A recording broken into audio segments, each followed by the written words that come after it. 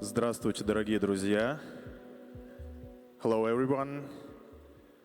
This session will be held in Russian. That's why first you need to check whether the earphones are working, and then everything is okay.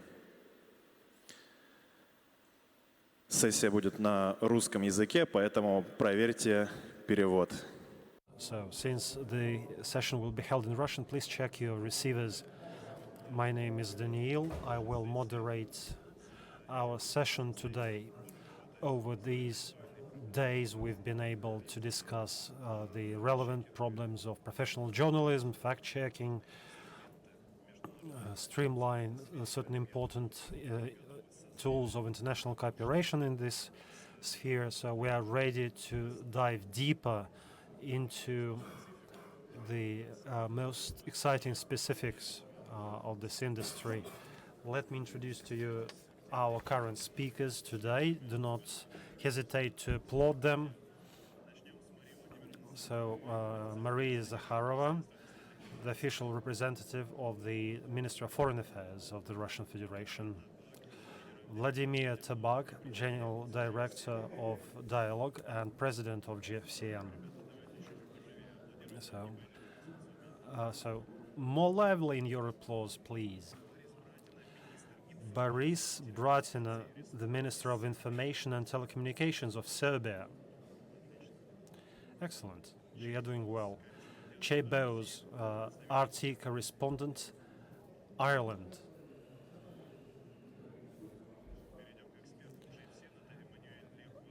Emmanuel Leroy, the president of Institute 1717, geopolitical analyst, France.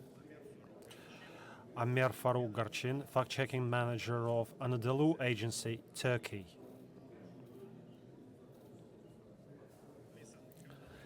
Lee San-Heun, Asia correspondent of России сегодня, member of Asia Journalist Association, member of Seoul Foreign Correspondents Club, Korea. And last but not least, Pepe Escobar, geopolitician, journalist, and one of the most positive persons I ever met in my life. Colleagues, today we would like to talk about the regional problems of fact-checking, because we have a varying geographical representation. We would also like to raise the important issues in this industry. First of all, I would like to give the floor to our respected colleague Boris Bratina. We know that his plane is due soon, so we're happy to have him here today. So let me give the floor to him right away then. Boris, what we would like to hear from you is how Serbia feels at the juncture of Orthodox Catholicism and Protestantism. What kind of pressures Serbia feels due to its good relations with Russia, and what government tools you use to keep this sovereignty? Colleagues, ladies and gentlemen, it's a privilege to join you today in a conversation that could not be more timely, as we face growing pressure to uphold trust, truth, and informed debate in our increasingly complex digital public space.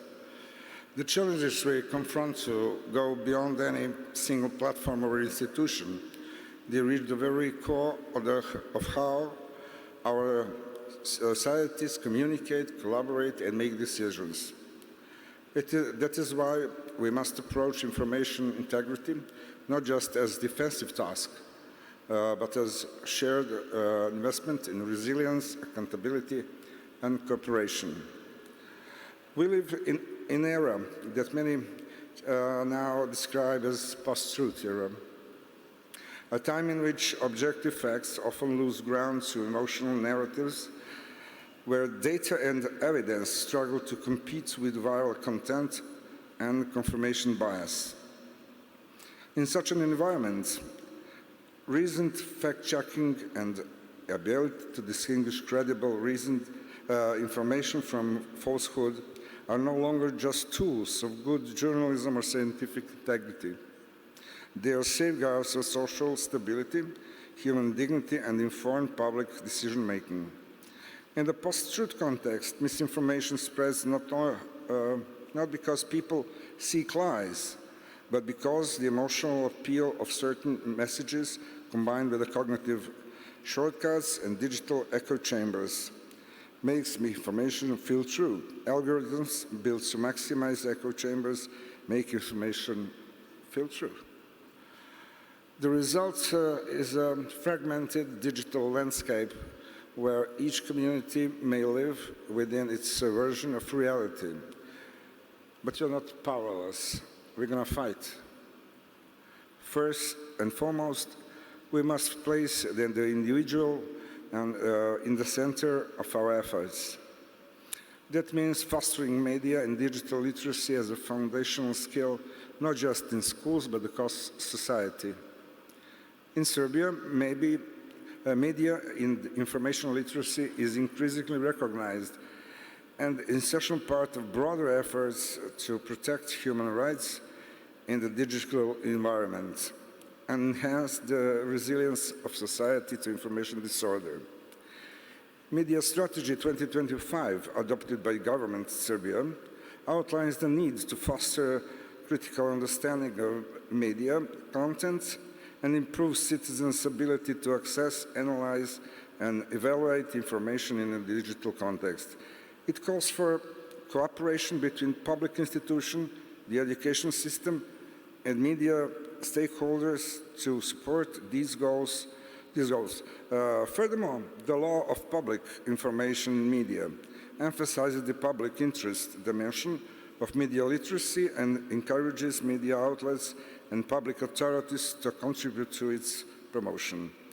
The law of electronic media also includes provisions aimed at protecting minors and promoting responsible media consumption, which form part of the broader media literacy agenda.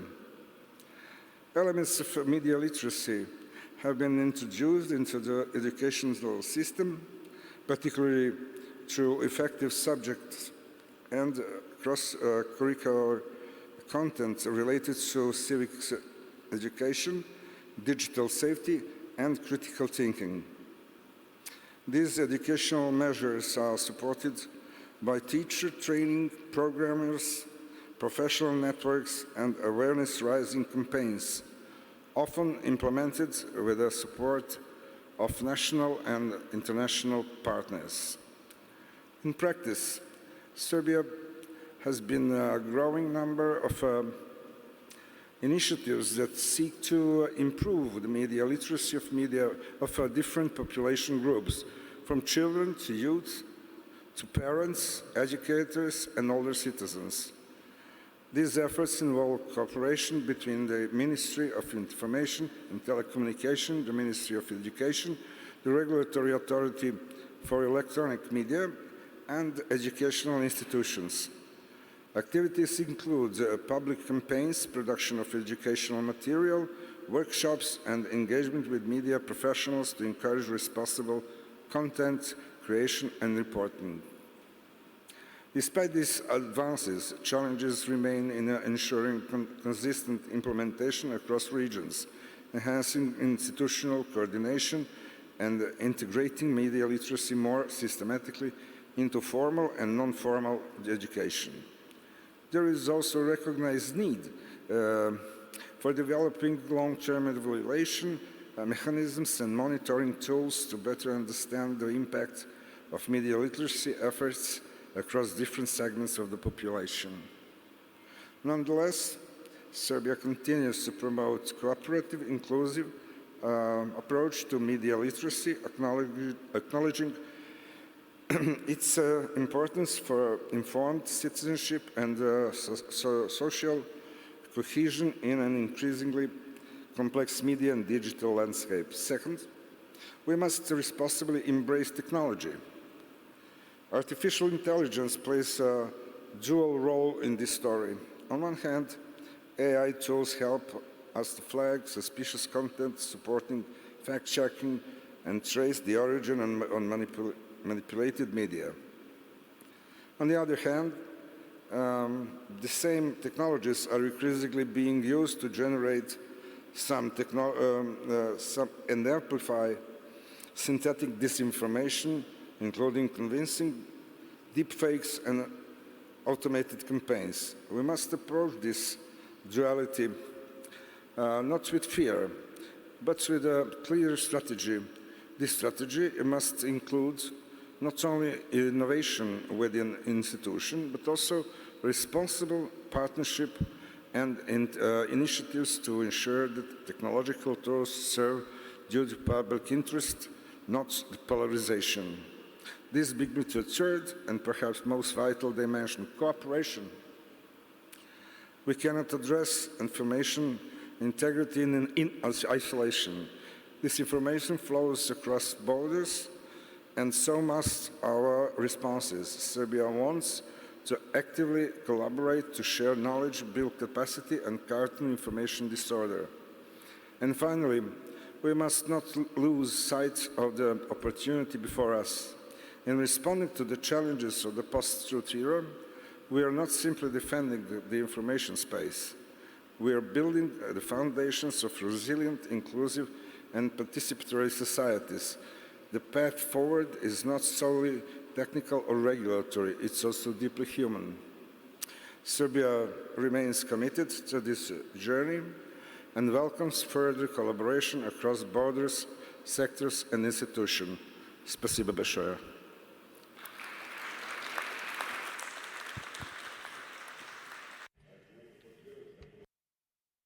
Boris, thank you.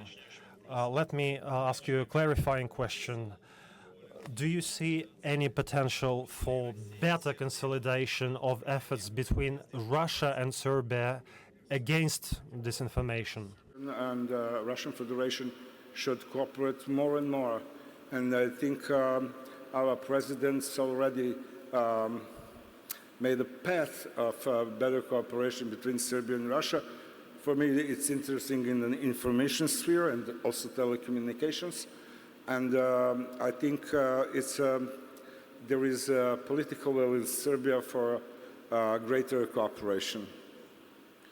Значит, будем бороться. Спасибо большое. Then we will fight, indeed. Thank you. Maria, I would like to give the floor to you. For many years, you've been successful in handling information fakes. I would like to have your opinion about tools to counter disinformation and how this malicious campaigns impact on the international activities. So let me warn you straight away that it will be a very multifaceted speech. It's not about the classical history of disinformation or fakes. It will be a bit more complex than that.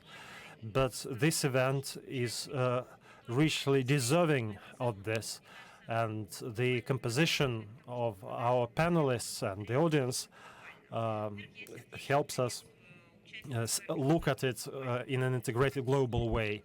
I heartily welcome the participants. I congratulate the conference with its 10th anniversary, and I believe that Nizhny Novgorod has long become one of the leading international venues of Russian origin in this particular sphere. So here, at the fantastic vicinity of the Volga River and the dynamically developed ancient city, there is a huge pace that we observe in the development of new technology. This is not something new, which popped up just recently. And this synergy is all the more exciting because of this. So I would like to say a few words about the 10th anniversary, because this date correlates with the active digitalization phase that has been changing our lives. Russia is at the forefront of these events and processes. Russian digital services are actively developing. Back when I was a student, one of the main philosophical problem was to understand for teachers and students alike which is the necessary set of requirements for a state to be a superpower: economy, geography, resources, military industry, science, or everything put together. I think the question remains even today, but everyone realizes that the digital component and let's call them social media, digital platforms, or digital platforms that offer various services, including communication services, no country can claim to be a leader. Well, it can claim, but this is one of the basic indicators of true leadership, be it regional leadership or global leadership. So this is one of the main components, and Russia has taken up a great pace of development here. I'm talking public services portal. Let's take this, for example. It's become an integral part of everyone's lives in Russia, and this best practice is in high demand everywhere. Online platforms, social media, video hosting services are now part of the public management, public administration, and they are a tool of interacting with the citizens. So the digital economy is growing. Artificial intelligence technologies are picking up, and here the Ministry of Foreign Affairs of the Russian Federation, as I understand, is quite actively involved. We promote the Russian products. We do everything we can to ensure interactions of the Russian operators, private business, and public institutions that handle these matters can find partners, or that we channel the partners who turn to us to the right place. So we help there. We facilitate experience exchange, create opportunities for good dialogue between countries in terms of legal and regulation matters. We in the Ministry of Foreign Affairs also use these technologies. For about 2 decades now, I think, we have our own Russian digital diplomacy capabilities. Let me give you one example, which is truly unique, that has brought together the capabilities of the public services portal that was just gaining momentum 5 years ago, and the Ministry of Foreign Affairs in the global context. I am sure you cannot imagine what I'm going to talk to you about. So 5 years ago, 2020, so although it's hard to think back about those times, the pandemic, you remember the global lockdown, and you remember how many citizens in all countries, of each country, became locked down, and they couldn't come back to their native country. Flights got cancelled. The global transport logistics collapsed. So money transfers were paralyzed. So, and every country handled it in their own way. Russian citizens travel a lot. They study abroad. They have relatives abroad. And tens and hundreds of thousands of people who got stuck abroad wanted to come back to Russia. And we had this experience of the state digital machine, the public services portal, and the Ministry of Digital Economy, led back then by Mr. Shadev, coupled with the efforts by the Ministry of Foreign Affairs, yielded immense results. Through the network of our embassies, we helped our citizens come back home. and the Public Services Portal and the Ministry of Digital Economy created a digital environment with chatbots to enable people who got stuck abroad to voice their needs. We had lists of people to be put on planes. This was a unique opportunity to provide assistance, be it financial assistance or informational assistance that helped our citizens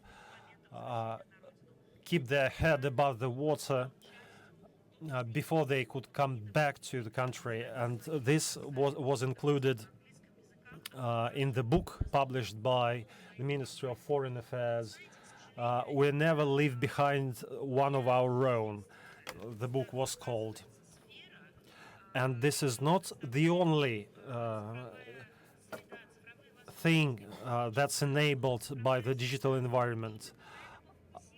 I would like the digital environment to focus on that, how the traditional forms of assistance handling matters could be united with new technical capabilities.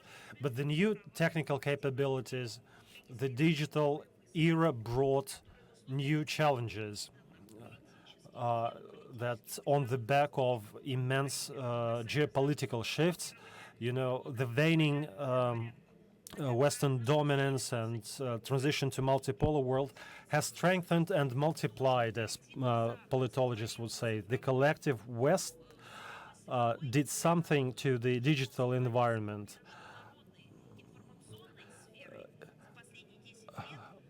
Over the 10 years. And we still have a long way of appreciating what it is.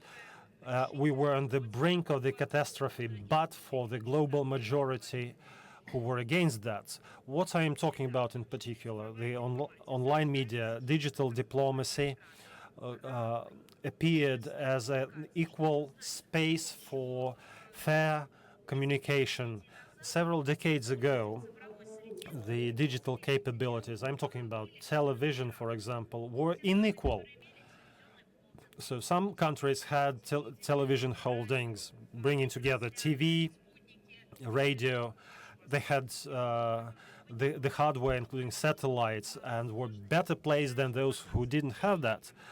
They had better information transmission and reception capability, and the internet and the digital media seem to have brought equality. So if you are not a part of the International Space Station, you could still be equal in terms of distribution of information, making horizontal ties in terms of information exchange. But the Western zero-sum game got ahead, and the watershed happened in 2014 when the cynical Euromaidan orchestrated by Washington and Brussels brought neo-Nazis into power in Kiev. And the counteraction that resulted uncovered all those conflicts and contradictions that had accumulated. So cyberspace was rapidly weaponized. What's weaponization in simple terms? So I obviously use international term. We have people coming from various countries and continents. So, and for the ease of translation, I use this weaponization. So it used to be applied for the arms race in the space context, for example. Who would have thought that this was going to be applied to the information media space? So we're talking about weaponization of cyberspace. What it means practically, in very simple terms, the leading Western IT corporations have become increasingly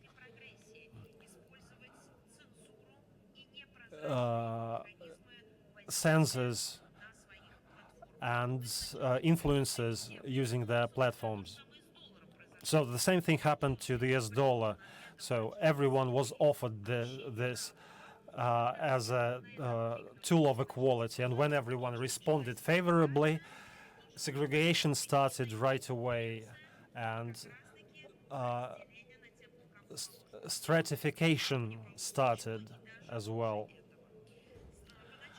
So initially, the algorithms got tweaked, and then the uneasy truths got blocked. And then there were persecutions. We felt it firsthand. Russian media, bloggers, accountants of public figures, organizations that were present in the media space, everyone who seemed to think differently were subjected to McCarthyism's 2.0. So no freedom of word, no democracy. So everything was forsaken in an instant. And Russophobic approach kicked in. The apogee was the decision by the holding that's called extremists in Russia. I'm talking about Meta holding. Their decision in 2022 to legitimize calls for killing people, for killing Russians. Censorship was applied to everyone, including the Ministry of Foreign Affairs of the Russian Federation. Speeches by Mr. Lavrov, the head of the ministry, who is one of the strong authorities for the diplomatic community globally because of his experience, his knowledge, and the initiatives that he had been involved in that yielded practical results. His speeches are blocked, briefings of the official representatives are blocked, Minister of Foreign Affairs conferences are blocked. We cannot run streams on the Western platforms. Our digital resources were replaced with fake accounts. Can you imagine? Russian embassy accounts were replaced with fakes, and we tried to get in touch with the quarters of those platforms. Why are you legitimizing thievery and robbery? And then our accounts got blacklisted, shadow banned, and things like that. And all these processes not just converged, they were developing in parallel with what was happening in Western societies, the deviation from the traditional, truly liberal system of coordinates, which got replaced by liberal dictatorship, the new normal. What's new normal? It's abnormal. Total censorship of the information space, and what we see is a true crusade of the Western fanatics against truth, traditional values. Remember George Orwell, his famous novel 1984, one of the best quotes. Orwell said, war is peace, freedom is slavery, and lack of knowledge is power. So what he wrote about several decades ago is becoming a reality. So this was taken by Western elites as an ideal model of some sort. Look at what is being done by several politicians. It's implementing Orwell's words. Literally, Orwell could foresee the development of the Anglo-Saxon world. Let me remind you, where did Goebbels grow from? From Chamberlain. I'm not going to dwell into that. Our today's session is focused on fakes. Let me give you one example of fakes linked to history. Again, talking about patterns, the same techniques are used. One specific example, October of 1944. So the Soviet army took Nemmersdorf, the town of Nemmersdorf in Germany. So that's in the Kaliningrad region now. So after a tactical retreat, German troops entered the city. So they were accompanied by propaganda experts. You would think why it was necessary. And the head of the propaganda department, Karl Hebhardt, got into the city then. So after several days of their activities, the main Nazis newspaper, Völkische Beobachter, had an article, the Rage of Russian Beasts. This article talked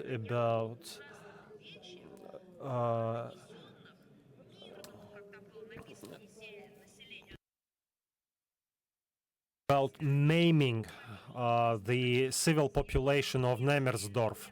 They talked in detail about tortures, alleged tortures, citing witnesses. So after that, the Third Reich set up a special international commission that was led by, who do you think by? So it was led by the head of the Estonian government. So within a week's time, this commission, led by Hjalmar Meyer, published a report. You see, the report came out in just 2 days, and all the blame was put by the Nazis on Moscow in 1944. At the end of 1944, the Meyer's report became one of the most quoted documents of Goebbels' propaganda. The copies of this report were circulated in all foreign languages to all news agencies of the world, and it was quoted everywhere. So there was an instruction at the highest level in Berlin to use the case of Nemmersdorf as a proof of atrocities committed by the Soviet troops.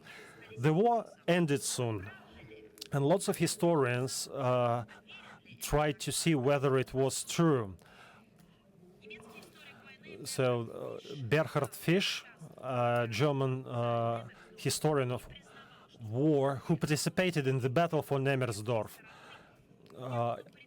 he accepted that there was not a single attempt to identify the bodies discovered by the German troops, and the photos published were showing bodies collected from several villages of eastern Prussia that had nothing to do with this particular town. So they were intentionally brought to Nemmersdorf to enable Goebbels' propaganda generate this story of atrocity. So we come to the 21st century. The Ministry of Foreign Affairs of Germany accepted that it was a major falsification in 1944. This was intentionally produced by Herr Pfeiffer. This was operation inspired by Herr Pfeiffer.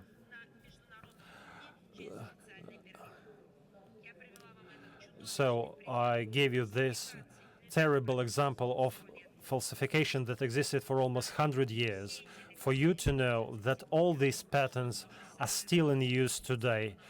The same approach was used in Bucha, in the town that got left by Russian troops. We had allegedly killed by bodies allegedly killed by the Russian troops. So the blame was put on the Russian troops that never did that. And before this was disseminated, the mayor of Bucha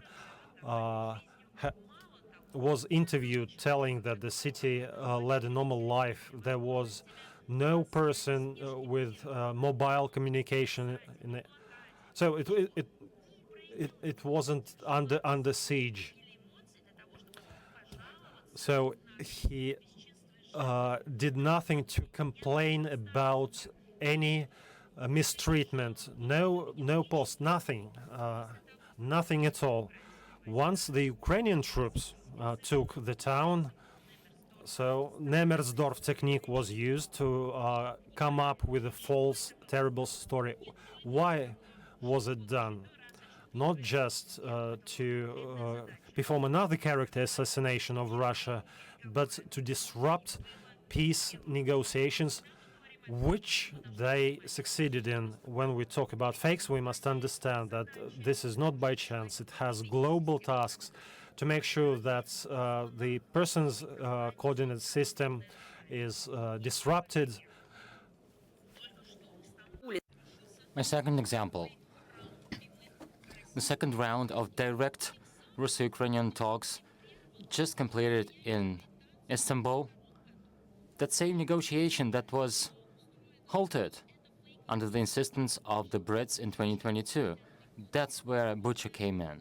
Now, after a lot that has happened, including casualties, horrific events, suffering that could have been avoided if not for that hoax, which was used to convince the entire world through the Western propaganda machine to turn away from the peace talks that are now resumed.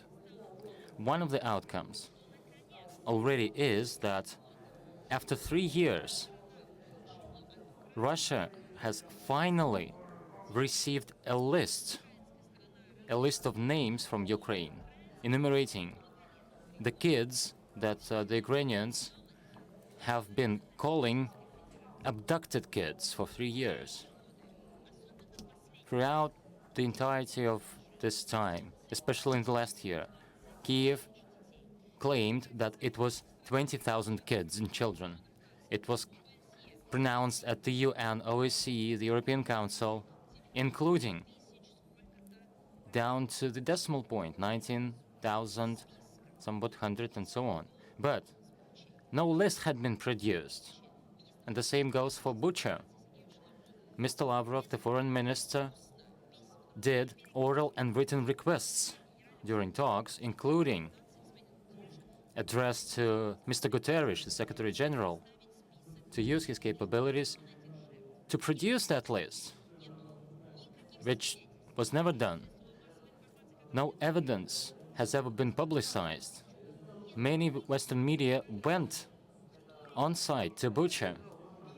No indication of the identities of the allegedly killed, their families, their graves. No evidence for this 20,000 kids that were allegedly abducted. No names, no specific cases, and the list is finally produced. It's just 339 names, which cherish the life of every and each child globally, regardless of their nationality or citizenship. We do this very meticulously, investigating those cases. Back in 2022, or earlier, we facilitated evacuation for Russian kids, Ukrainian kids who were entangled in different difficulties all across the world, regardless of their nationality. We have been doing this, it is widely confirmed, but just compare 339 versus 20,000. A telling example of what hoaxes and fakes can be. A grave testament and proof to how information can be manipulated to disrupt entire continents and lead them to the brink of disaster. In this case, Europe. In closing, I'd like to point out that these are not ad hoc operations, not ad hoc fake campaigns. And we respond not because we have the capabilities. I think Mr. Tabak will speak to that. We are doing this because we are approaching the dangerous line, or maybe even hovering over that line, being pushed globally over the line where we turn away from the truth, accepting a world of post-truth, where you take allegiance with lies. But we are not going to do this, and I call upon all of you. We have a lot of investigative journalists, media professionals, journalists, to fight for the truth and to pursue it at all costs. Thank you. Thank you, Ms. Zaharova. This struggle for truth is hard, but that's what you have to do, given the situation. As you just mentioned, let's speak about the capabilities. Mr. Tabak, president of GFCN and head of Dialogue, autonomous nonprofit. Let's learn in a bit more detail of the capabilities that we'll be using. Please. Good afternoon. I'd like to thank all our international participants and experts once again. You make up the organization, the GFCN. My special thanks goes to Ms. Zaharova, who has been supportive of our efforts in all ways throughout all this time, including matching us. We value your contribution. Let me give you an example. I encountered this like an hour ago. As we discuss fakes for many years now, we have seen that the term is being redefined to broaden it. 10 years ago, you wouldn't know what that was. You could guess that it would have to do with paparazzi news and tabloids, something that you'd maybe read for fun. It's a story that everybody laughs at, and celebrities and stars, however, recognized the harms back then already. So just before this session, I got a call from my mom because she was contacted on Telegram by a person who posed himself as the head of Sokolniki Park. There is an expo center where she was employed, but 25 years ago. And it was said that he wanted to talk to her because he knew that she used to work there. She contacted him back. He said that he had FSB evidence, Federal Security Service evidence, that as if she had sent money to the Ukrainian military. Well, my mother has a wealth of experience. She's a senior, she's 73. But my point is that the scammers know this information. She had no contact with that employer for 25 years. She just used to work there a long time ago. Which means that current fakes feed off personal data, private data that are being, unfortunately, leaked en masse. Even worse, for money. We need to respond to that. It's a huge line of effort countering online fraud that causes losses of billions of dollars per year, losses by regular people. And some of them lose everything, their entire wealth, what they've been able to accumulate over a long life. You get these news reports every week, accounts of people who are quite high-ranking, deans at universities, well-known economists, representatives of intellectual elites, accounts of them falling prey to scammers, losing lots of money. And many of those people are retired, they've been saving up, and now they lose everything. It's a huge problem.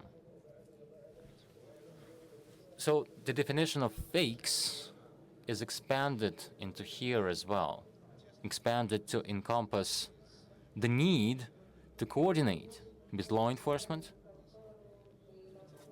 with special security apparatus, including for cybersecurity. Secondly, at the session before, we had Mr. Maximov of Positive Technologies, Russia's biggest information security company at this time. You can no longer discuss countering fakes without delving into informational and cybersecurity sovereignty of a country. If we try and disprove each individual fake, this would be a valid tactic. It's significant, especially if a fake is resonant. It can sway public opinion. It can change the sentiment, how people feel. But then there are many fakes that are based on leaked personal data. We ran some tests. We reached out to journalists and gave them truthful and fake information to see if they could discern. 52% of journalists cannot tell lies from truth. As we speak about sovereignty and information, we need to change our approaches to training our media professionals, to include skills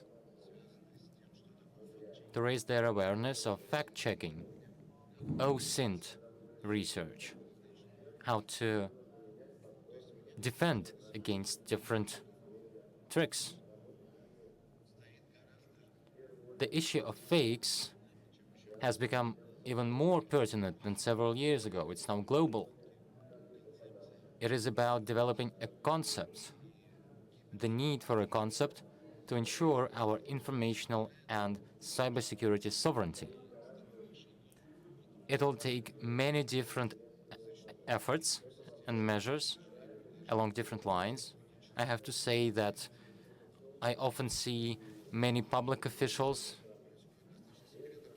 and Secret Service officers get their private lives revealed on the internet just because their friends and family post online, and they are then, well, sometimes even blown through this indirect OSINT research. So digital hygiene is key. We saw during COVID that fakes can threaten individual lives. Sometimes this would be a direct threat to your health or, well, life, a matter of life or death. During COVID, we saw that there was aggressive marketing of various drugs online, medical drugs, various protocols to treat COVID, sponsored by the pharmaceutical center, insisted on by the pharmaceutical center, that then led to grave outcomes. My general conclusion, having worked in the information space for the past few years, is that the layer, an intermediary between original information and the consumer, a layperson, used to be the media, but it's no longer there. People get direct access. They spend 5 hours, 36 minutes every day on social media. They consume unverified sources. So a fact checker is now something that everyone has to become. It's not for journalists, but general population are not media professionals. They are not trained to be a journalist. It's as if they had to learn to become a surgeon all on their own. We are media professionals, but an average person would have never thought that there is a technology to simulate your likeness. When Ukraine invaded the Kursk region, there were 36 deepfakes with heads of regions' districts that announced evacuation, emergency evacuation. These were fakes, and even if you know that there are deepfakes out there in that stressful situation, you wouldn't be able to tell sometimes. You wouldn't think to recognize it. So this effort becomes even more meaningful in this context. It's not about the media. Yes, our key mission is awareness raising. and we've tried to make our side events at super different. The first installment was about inspiration. Now we've moved on to provision of skills, offering learning. And we'll have to continue expanding our community. All in all, the challenge is digital literacy for average people and media professionals. It is surprisingly low for both. And our mission is to drive digital literacy so that people can be in a better position to tell truth from lies.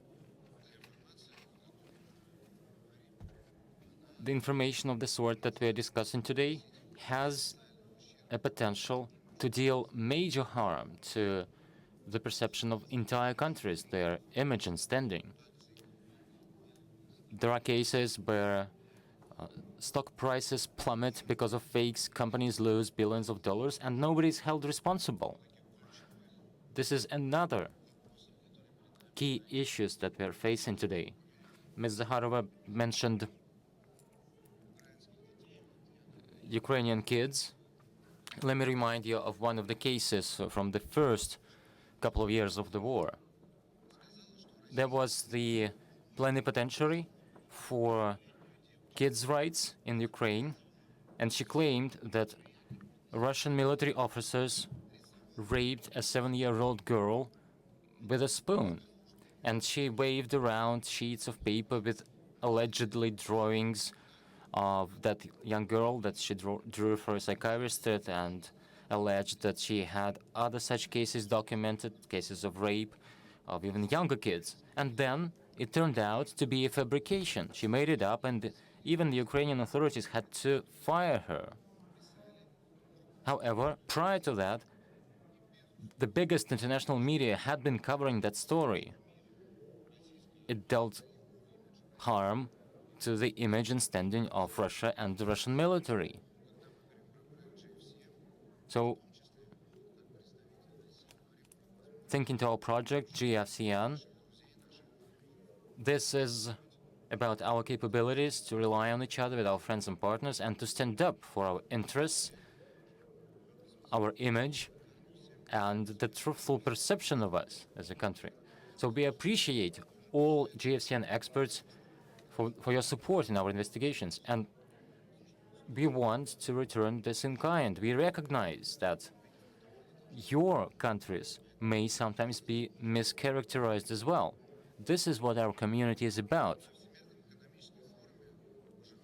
The World Economic Forum has been calling disinformation for 2 years, has been calling it the main challenges for humanity today.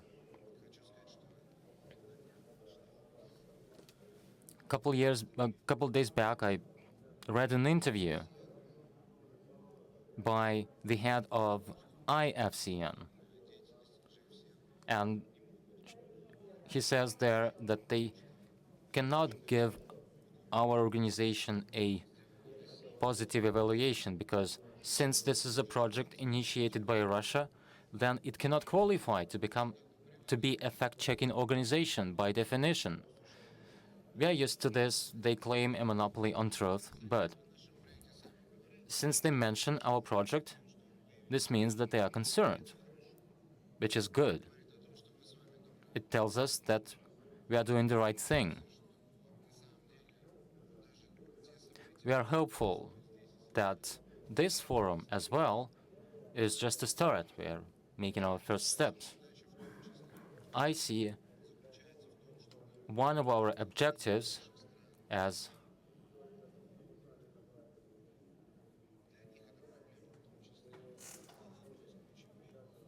raising the importance of this issue on the agenda of global leadership.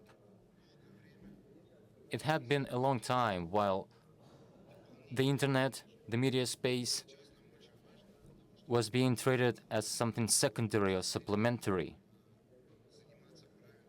I think that we need to redouble our efforts in government relationships in all of our countries to raise the profile of this challenge nationally. The growth of our community can raise awareness in our country, in your countries, so that politicians know more about it. And then we will be able to articulate a joint strategy for each of our nations to achieve informational security and informational sovereignty and cyber sovereignty to better counter fakes. Thank you. Thank you, Vladimir. Colleagues, the speakers are so great. We are really, really late already, so I'll have to ask you to be brief and please speak into the mic. Che, please. You're a passionate person, you're involved, you're at the forefront of journalism, you're always sticking your neck out. I hear that you went to Romania and made a splash, always in trouble. Tell us a bit about this. Again, as a passionate person, you're also passionate about the ethics in journalism, a crucial component in our work. Please, over to you.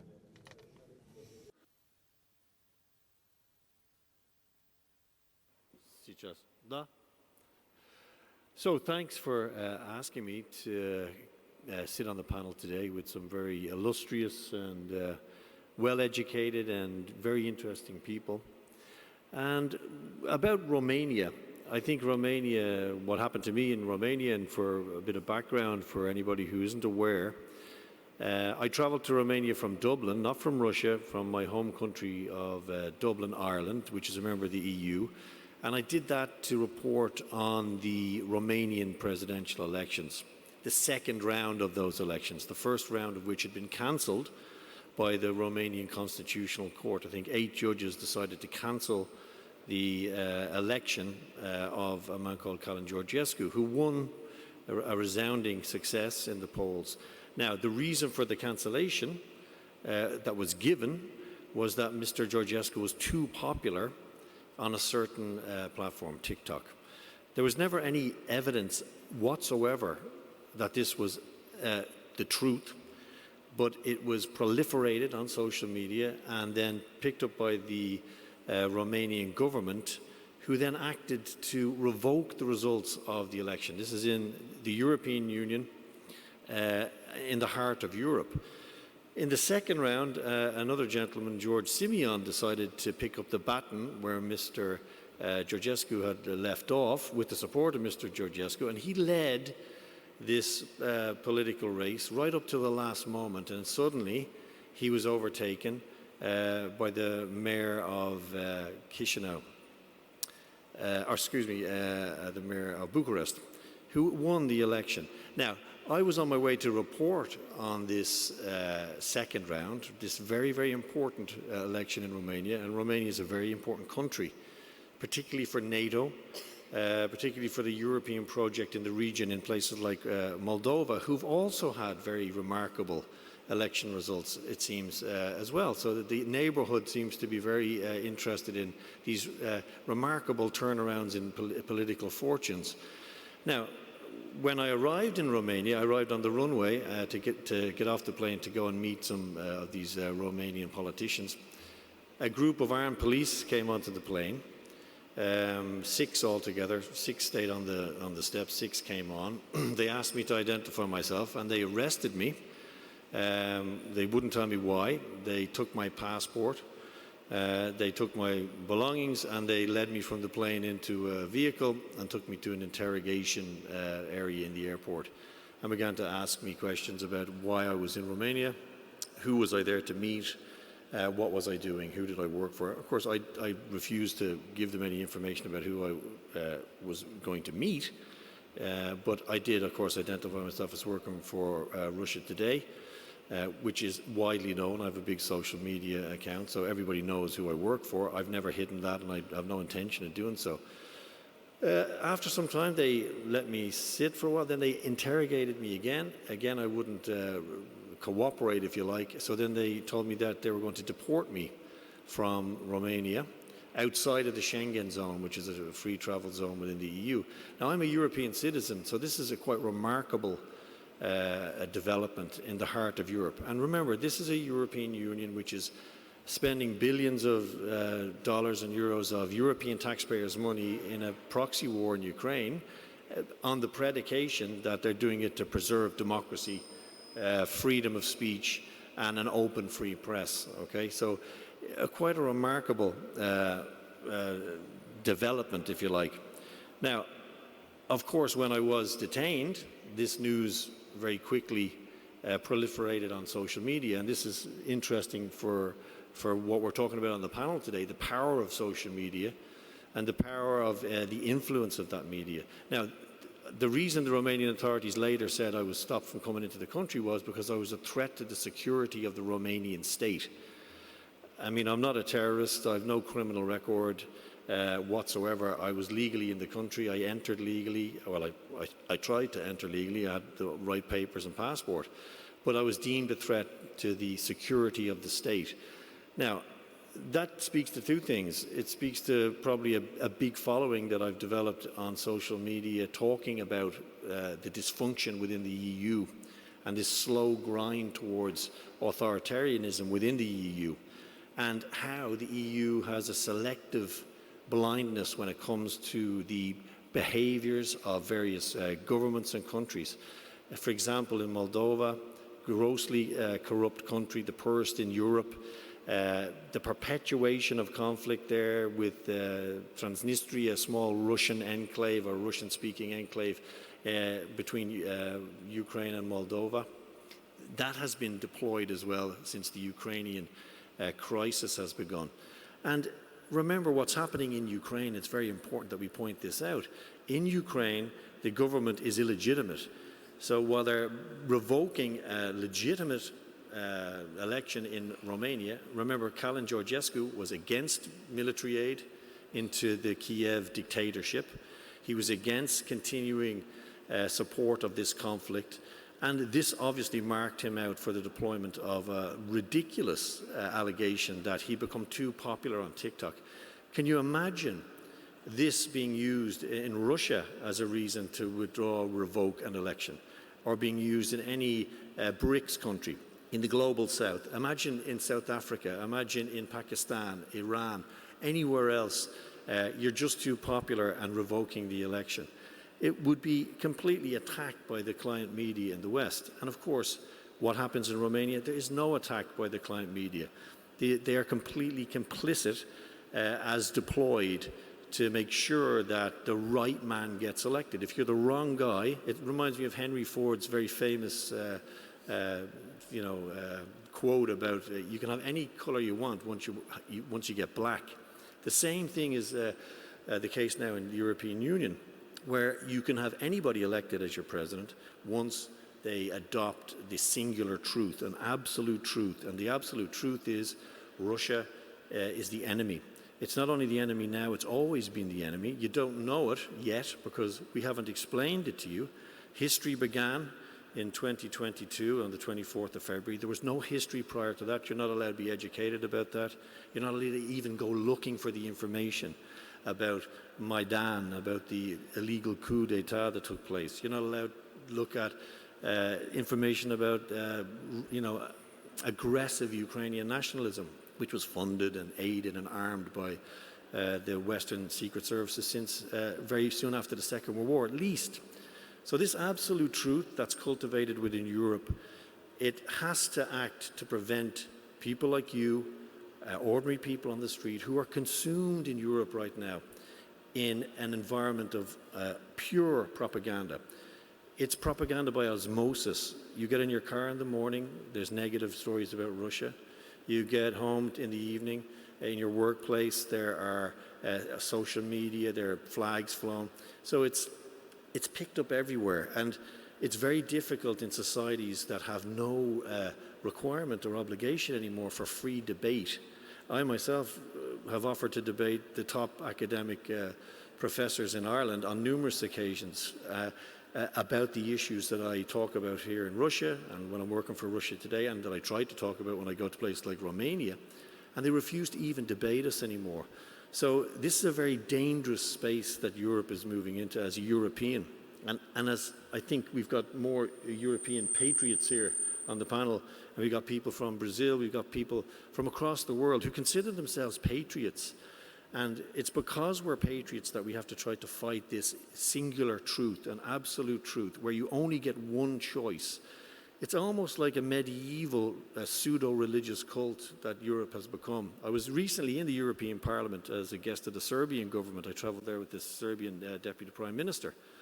And it's a quite remarkable environment of absolutism. And there's almost an allergy to any kind of debate. There's no way anybody can challenge.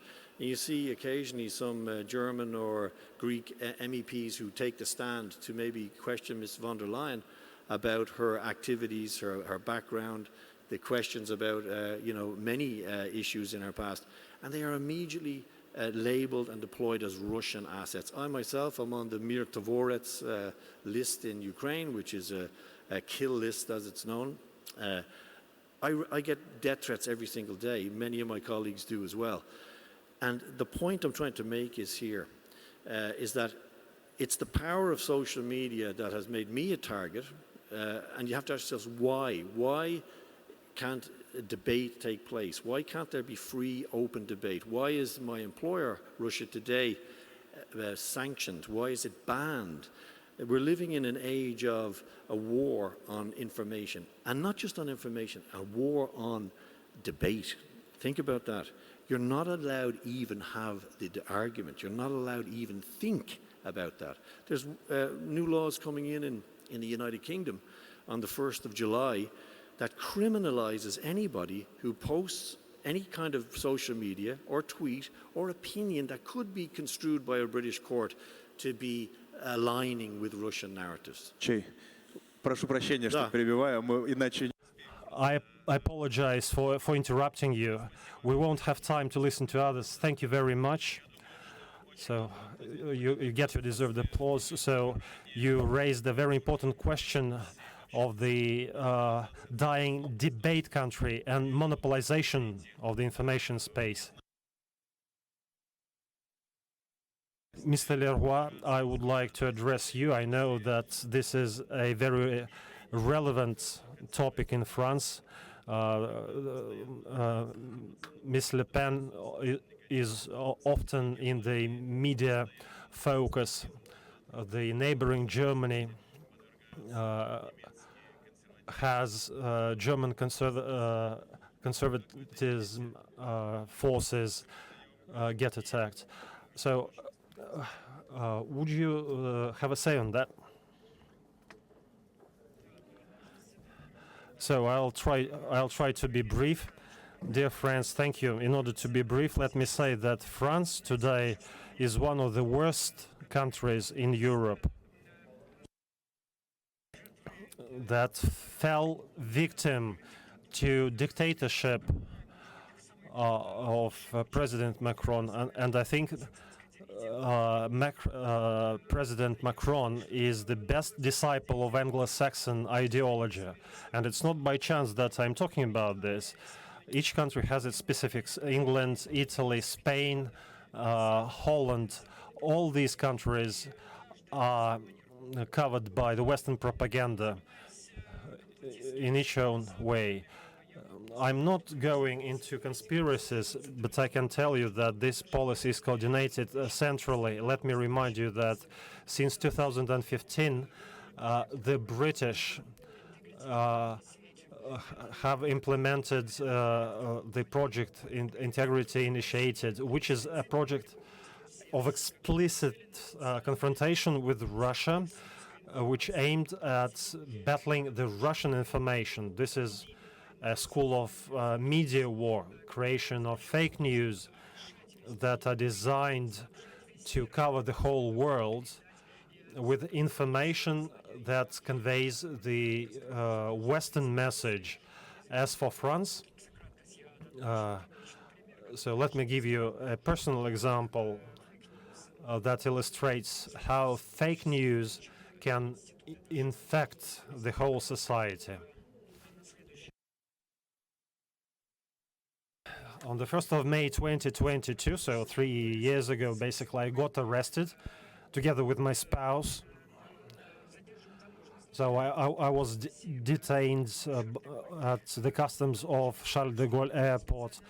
A group of customs officers were waiting for me at the airport because they knew we were going to Donbass with our 9th humanitarian mission to support the children of Donbass. We were detained at the customs and we were held for 10 hours at the airport. Our money got confiscated. They were looking for money, for papers. Let me remind you that the money that we collected for the children of Donbass were confiscated, and then we got deported in a way. So investigation went on for 18 months. They looked into my personal banking account, professional accounts, organization I work for. So, and over all this time, they tried to find any links to the Russian world. They didn't find anything, obviously, but they carried out a serious investigation. On the 8th of April 2024, I got a sentence of 6 months imprisonment and with money that got confiscated in the airport to be retained by the state. So there was a life hack in a sense. There was a delay in administering the sentence. But officially, I got a sentence, 6 months imprisonment. So in France now, any sort of administration that looks at my record will see 6 months of prison time. But not for my humanitarian mission, but because any customs investigation links to a customs violation, because I dared to take money to the Russian territory. So I officially declared that I was invited by the administration of the Donetsk Republic by Natalia Nikhanorova, one of the ministers. So, and I was on an official mission, in a sense, and yet I was prohibited from carrying the money. So, let me tell you, especially experts from GFCN, this is a very interesting matter from the legal point of view. It's essentially about fake news generated by the customs of the French airport to generate a state lie to get me sentenced at the behest of the customs, although the purpose of my mission was purely humanitarian and I had all the supporting documents. So this sentence was appealed. So 2 weeks ago I went to the appeal court, and I expect a session of the appeal court in September this year, and we'll see whether I'm going to be acquitted and my sentence will be revoked, or it will remain in force. So this is a very important thing legally. Let me remind you that the People Republic, the Donetsk People Republic, in the eyes of the international community, is still seen as the Ukrainian territory. And if I'm sentenced because I tried to take money to the territory of Ukraine, it's scandalous. So this is a short story. But this is a reality of what France is today. Thank you for being so brief. And I'm appalled that you suffered because of your attempt to help children.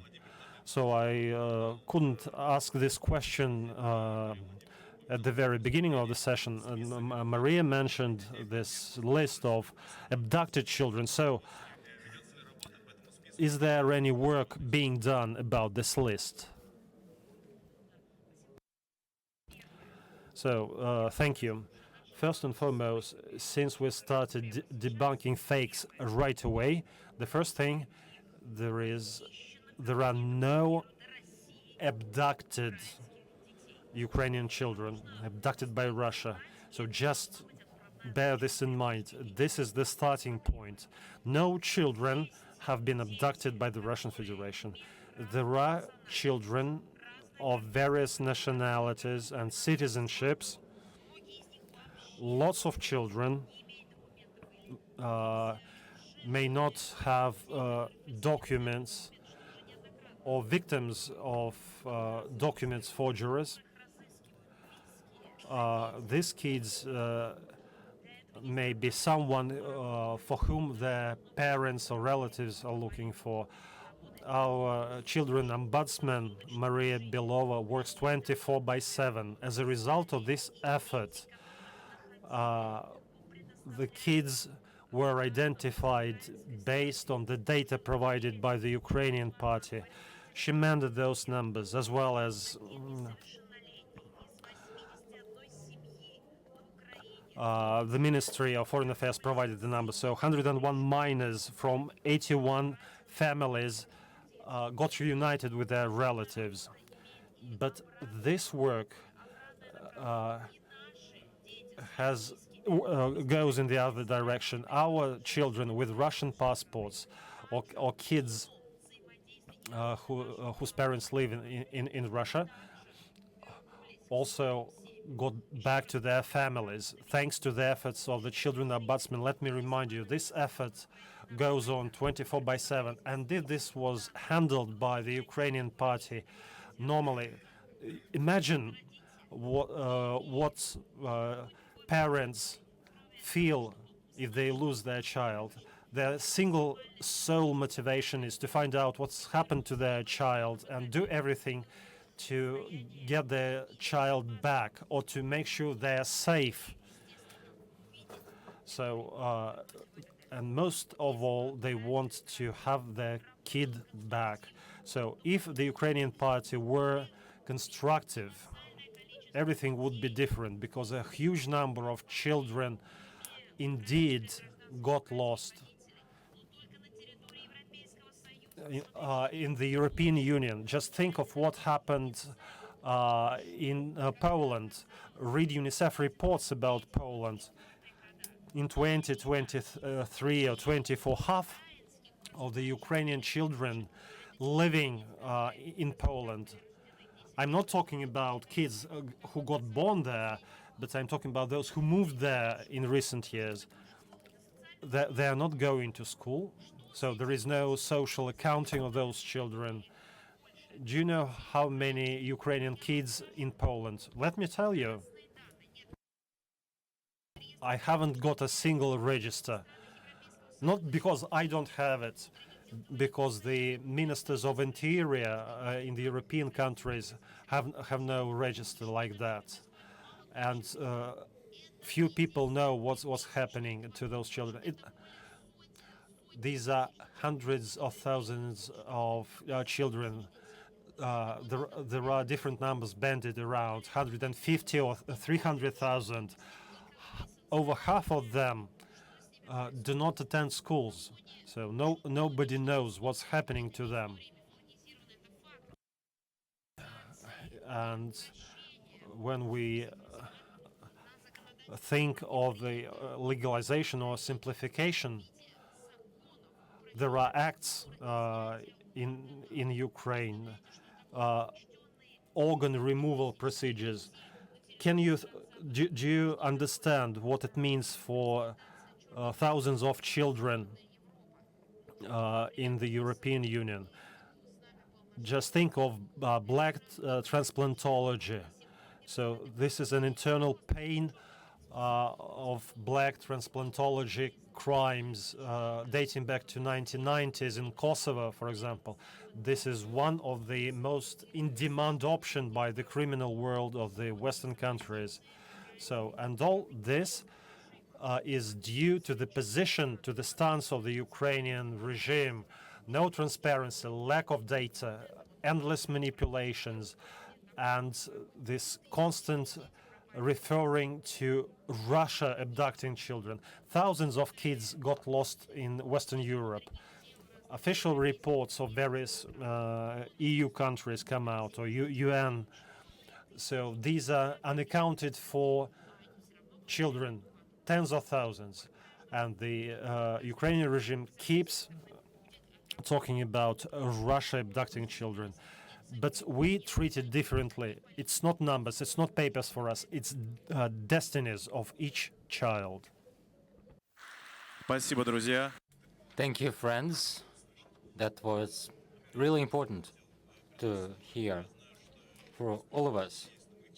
I know you have slides. The next speaker, I'll kindly ask you to just provide your remarks. I know that, Omer, in Turkey, things are looking up for journalists. What are your main challenges today? Please be brief. I apologize.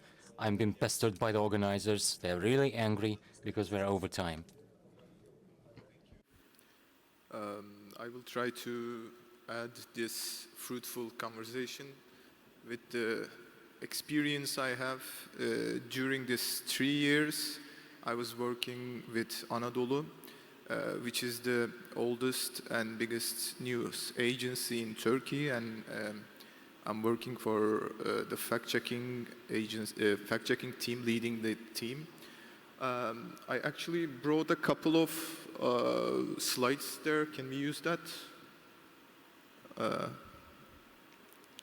If not, it's okay. Yeah, here. Yeah, thank you. So this is why this is important. I'm just, starting with this quote all the time. Why the information quality, the health of the information we have is important can be summarized by these words. As Malcolm X says, if you're not careful, the newspaper will have you hating the people who are being oppressed and loving the people who are doing the oppressing. So that's one of the most important reasons that, like personal reasons, that we need to be careful about the health of the information we got. And as our speakers talk about, the media has changed during this last decade.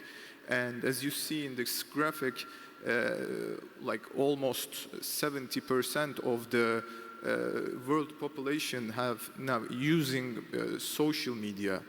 And I will show it in my next slides. The new media, the new domain for people to express their feelings, their emotions, their informations is social media.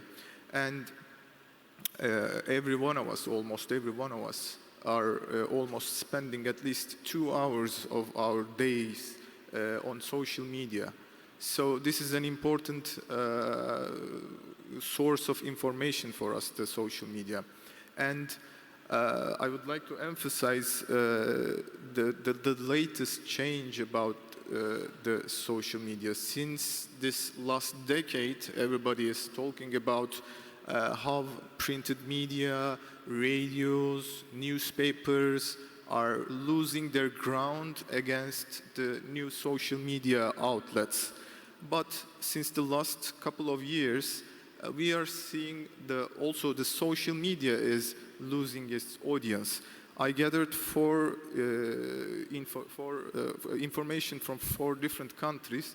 In France, as you see, since 2022, the people who is saying that my primary source of news is social media is diminished from 40% to 35%. In Japan, which, as you see in the graphic, the social media was never the strongest source, but even in that country, people who are saying that my primary source is social media is diminished from 28 to 21. In Turkey and Brazil, it's the same. People during this last years stopped trusting and stopped taking their news from social media. Both came to, from 60% to 50%. What does this tell us? This tells us that, the social media can be fast, can show you the newest information, but the accountability is also important, and outlets like ours are still getting back their audiences. So, to Sorry, summarize, we have like 4 minutes until Okay. the end of the discussion and two Yeah. more speakers, so please okay, just make a final phrase if possible. all right, Sorry all for right. that. For my final phrase, thank you for this fruitful conversation. And as the others said, the cooperation is important for the health of this information. And thank you. Да, спасибо огромное. Thanks a lot. Appreciate you. Lee Sen-hyun, Sang-hyun Lee, just a couple of minutes, apologies. Straight to you, please. No slides, if you could. We don't have time. 2 or 3 minutes, because after that they're gonna just turn off the light. Yes, I'm Sang-hyun Lee. I introduced a short story about the fake news during presidential impeachment nowadays process. I want to focus on how to make the fake and polarize the political situation in South Korea. Yoon Suk-yeol is a former president of South Korea who had been finally impeached by Constitutional Court in April 4th this year. Newly elected South Korea President Lee Jae-myung started his presidential job from Wednesday this week, just after the presidential election on Tuesday. I could hear the news during my touring from Seoul to Nizhny Novgorod, one of the most beautiful cities in Russia. This fake news practice has been invented during impeachment argument. Mr. An, a fake news maker, really like U.S. enough to tell a lie that he has been U.S. spy as black operative, but he has never been related with U.S. He told the lie 99 Chinese nationals who have been related with a fraud of South Korean election. And then they were deported to U.S. military base in Okinawa. An internet media wrote some article with the fake, but Korean Election Management Ministry and U.S. 8th Army denied the news. Ridiculous, but easily, he confessed his fraud to national media, even proudly. A fake news maker disclosed his own know-how to make them.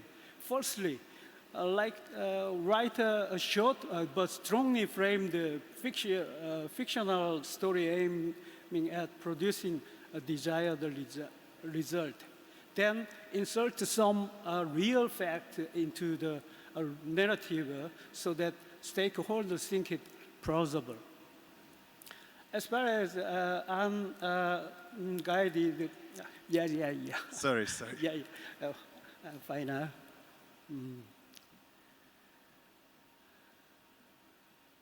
This practice shows how the fake makers simply know how to be successful. Even any absurd fake news can be arrived for the time being. As far as always, there are a group of people who want to believe the fake. All fake news manufacturers know this key point. This time, presidential decision showed this point. Newly elected Lee Jae-myung got a 49.42% of total voter, while loser candidate Kim Moon-soo got 41.15%. Kim is one of the politicians who supported the former President Yoon's martial law as long as this about 40% concrete support who loves even martial law, fake news in South Korea may be never-ending story. Thank you. Thank you so much. Pepe, you know how to explain fact-checking in 3 words. Well, I will be brief. I like being concise. So my challenge is 1 minute, right? Okay, so I'm going to start really hardcore. Fact-checking and post-truth.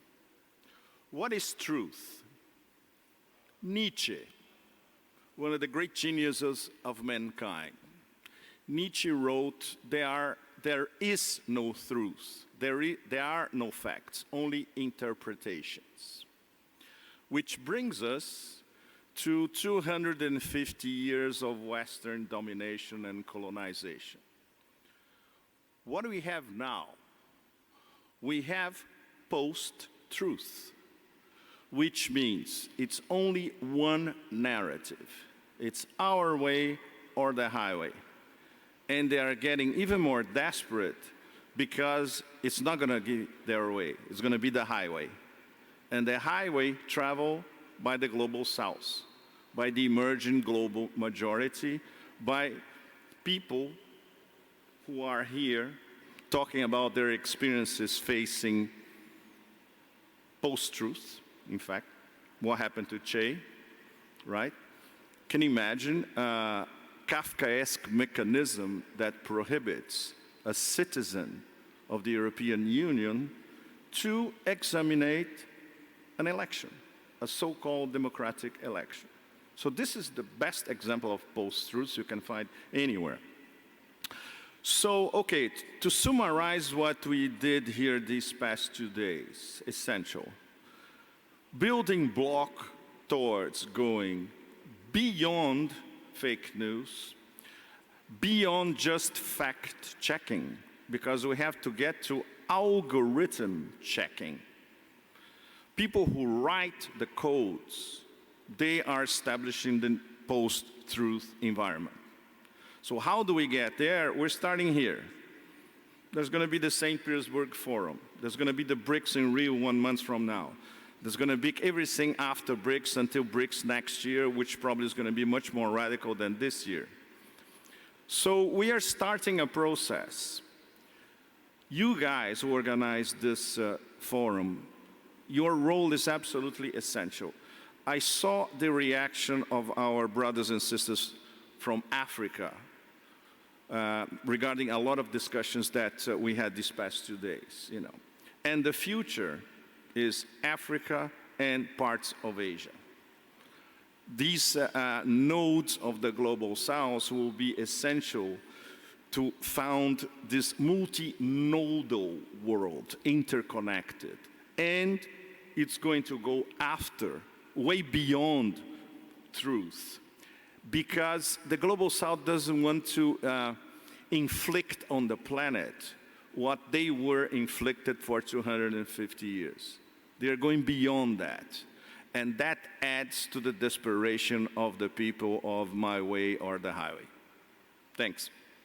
Спасибо большое. Мы это сделали. Минута получилась бразильская немного. Well, thank you. Brazilian minute, a bit longer, but thanks a lot. Thank you, colleagues.